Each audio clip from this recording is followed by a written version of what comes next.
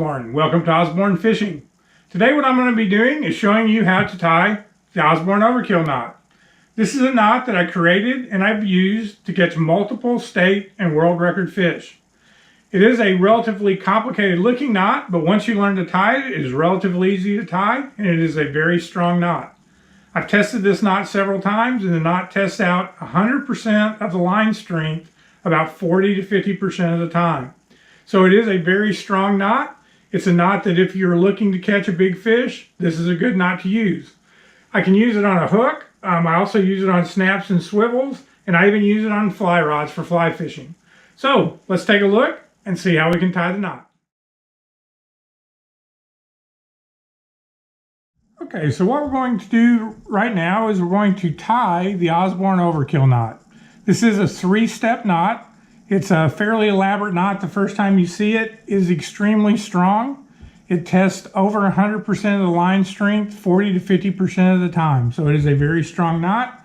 We do tie this in 3 parts. You do want to take the line and have tension on it on your rod.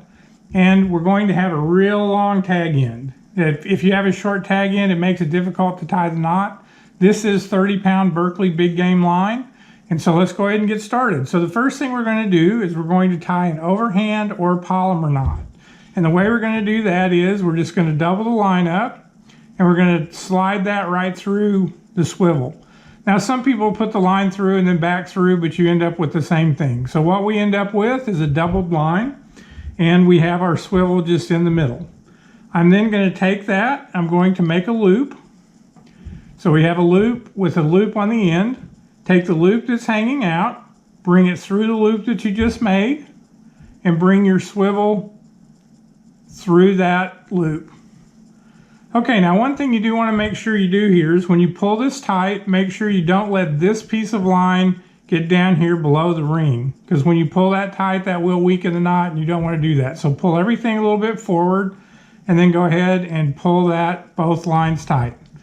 Now you can pull them independently just to make sure that they both tighten.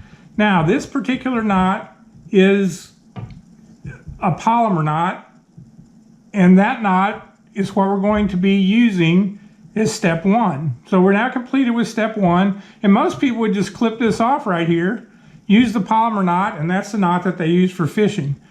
That is about a 94 to 96% knot, and what I'm trying to do is get the last little percentage out of the line.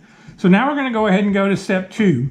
What we're going to be doing at the end of step 2 is we're going to be bringing our tag line back through a loop made by these 2 lines right here at the end of the Palomar knot. So to do that, what I'm going to do is put that in my fingers and I'm going to wrap up this line, the main line to the rod, 15 times. And what that looks like is just going to be like this. 1, 2, 3, 4, 5, 6, 7, 8, 9, 10, 11, 12, 13, 14, and 15.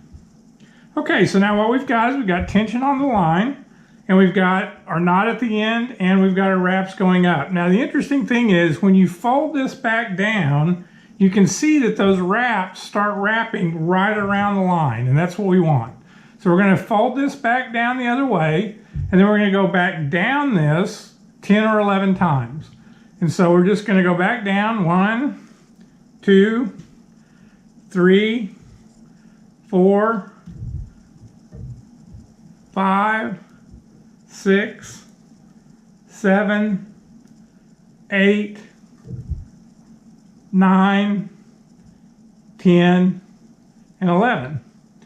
All right, so now we've wrapped this back down the line, and what we've got is we've got the knot that we started with, the overhand knot, and we've got 2 lines coming off of it. And I'm going to use this hook because I'm old and kind of blind, and I'm going to separate these 2 lines very carefully. Now if you do this with a hook or something else sharp, you do not want to nick the line. That will make it so it'll break right at that nick. And then I'm just going to slide this line right in the opening between those 2 lines. Now once I do that, my line is stable, so I can just pull this out of the way. I'm going to pull this tight, And now what we've got is we've got the wraps of the lines that we just did with the swivel just hanging. And I've got the tag end that I started with, went up 15 times, down 11 times. Now what I'm going to do is just cinch this down slow and hard. And so when I do that, something kind of interesting happens. It actually makes it look like you have two different types of knots. Okay, so I'll try to get this up here where you can see it. So what we have is we have the end knot. It pulled these lines very tightly right at the tip. We come down the line and we have all these wraps. Now just to give you an idea of what we're looking on 30-pound Berkley line, I do have a little ruler here, and right now we're about 3 inches on this knot. And so what you're going to get with this knot is you actually have protection with 3 lines in a wrap 3 inches up the line. So the knot itself almost functions like a leader. So what I'm going to do now is go ahead and finish the knot off, and the way that I'm going to do that is I'm going to do it with 5 half hitches. The first half hitch I'm going to do is come through the ring, back up through the loop that I made, and I'm going to pull that tight. And that's just a simple half hitch. Now the next time I'm going to go ahead and do the half hitch over the line itself, come up, make a loop, through the loop, pull it tight, and then I'm just going to do that 4 more times really fast.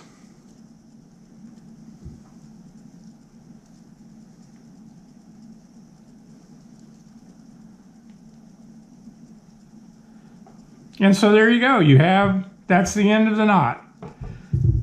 And if you do this correctly, what you will have is the line, the tag end of the line will actually come off of the knot perpendicular like this. We're going to just take that, we're going to clip it off, leaving a little bit of space on there just to protect the knot. And there's the Osborn Overkill knot. So what you end up with is you end up with 3 braided lines about 3 inches up with the 30-pound test. You're going over the ring 3 times with the line as protection. And the interesting thing about this knot is it actually has a shock absorber effect. So if I grab this line and pull it, if you'll watch, it will actually move. You can see that little give in the line. And that little give will actually protect the line if something hits it really hard and you're dealing with big fish, and keep this also from breaking this knot. Like I said earlier, when I've tested this knot, about 40 to 50% of the time, it will actually break in the line and leave the knot intact. So this is a very strong line. It is 100% knot, at least 40 to 50% of the time. So that's the Osborn Overkill knot. I hope it catches some bigger fish for you. Just to give you an idea of how it looks on some other line tests, this is 80-pound Berkley line. I pulled this one a little tighter, as you can see, and it shortened up to about 3 inches also. We have Berkley 25-pound, big game, so that's the Osborn Overkill knot on it. But it will also work on braided line. So you can see here, this is the Osborn Overkill knot on braid.